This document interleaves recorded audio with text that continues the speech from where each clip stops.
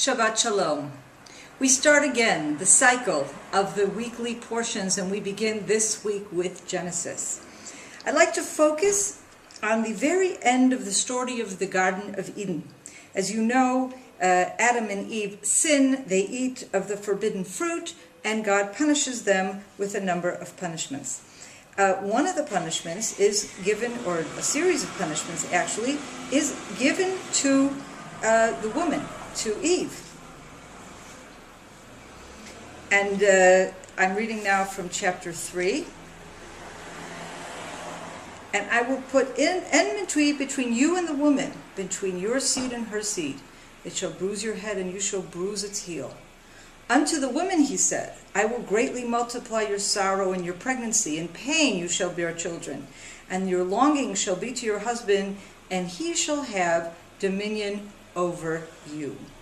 Now, for many centuries, the various religious authorities in several religions looked upon these pronouncements on the relationship between man and woman as a statement of what must be, as an ideal statement. And I believe that this is a complete misreading of the whole story of what is happening here.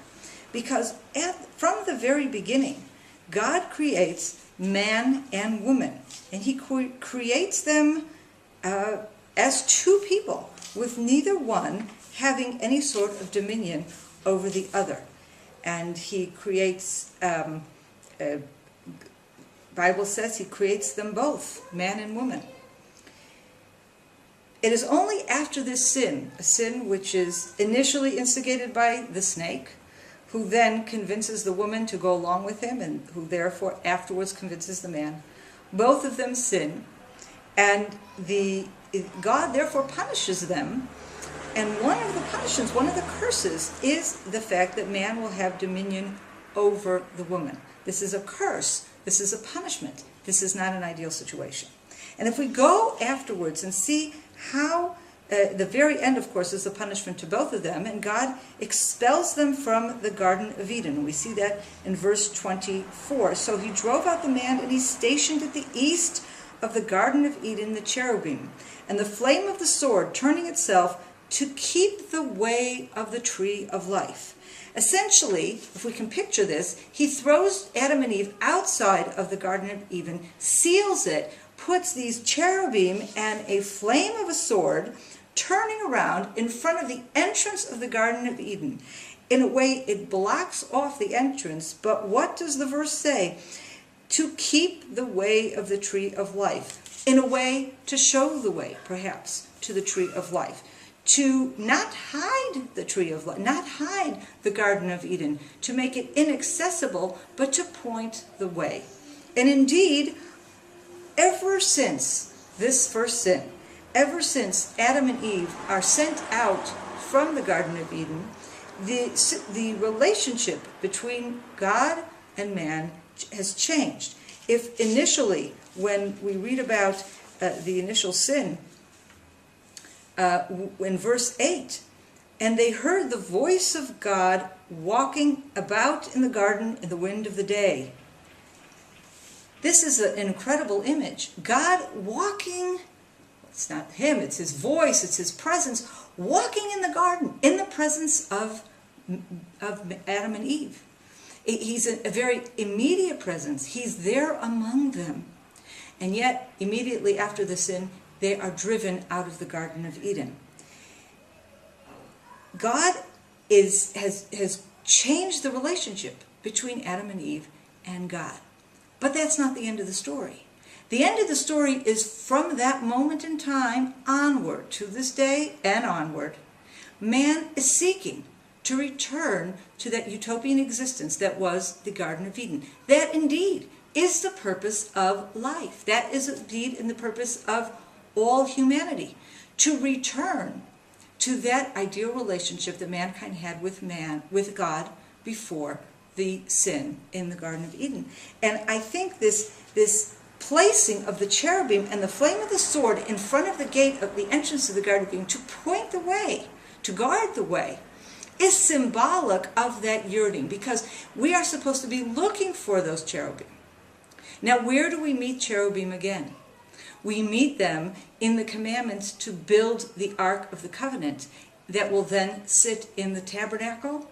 And later on, when they enter the land of Israel, the children of Israel enter the land of Israel, these same cherubim will stand on the Holy Ark, the Ark of the Covenant that will be in the temple on Mount Moriah.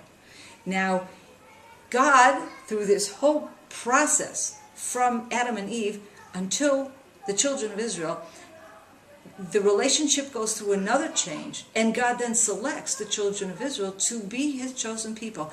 And the ultimate in that choosing, of course, is bringing them to the land of Israel, bringing them to Jerusalem, returning them to a relationship, the relationship between God and the Jewish people, that is centered on a place that God personally chooses where there are cherubim. Now, the temple is not itself the Garden of Eden, but it represents that utopian world that has an intimate connection between man and God. It is the closest that we can come to that sort of relationship right now in our circumstances. It represents the yearning towards ever closer relationship with God that all of us should possess. And it is these cherubim that represent that as well. And I would relate that to the curse of women as well.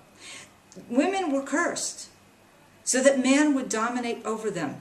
But we are supposed to be yearning for change. We are supposed to be moving towards the change. And that same change has to do with not only a different relationship between man and God, but it has to do with a different relationship between man and women. And I think even as in this last century, we have seen amazing things happen with Israel, the people of Israel, the return to the land of Israel, coming closer in many ways to this cherubim sort of existence. Aren't we also seeing an amazing progress in the relationship between men and women, in respect that men are learning to give to women and women are learning to give to men, coming closer to that equal partnership and relationship that we had before the sin in the Garden of Eden. This is a good thing. This is not a bad thing. Now, of course, that equality of relationship that we're ever moving towards must be based on a love of God and a yearning to do the right thing. But if it is based in that way, it is part of that yearning to return to the utopian world of the Garden of Eden. Shabbat Shalom from Samaria.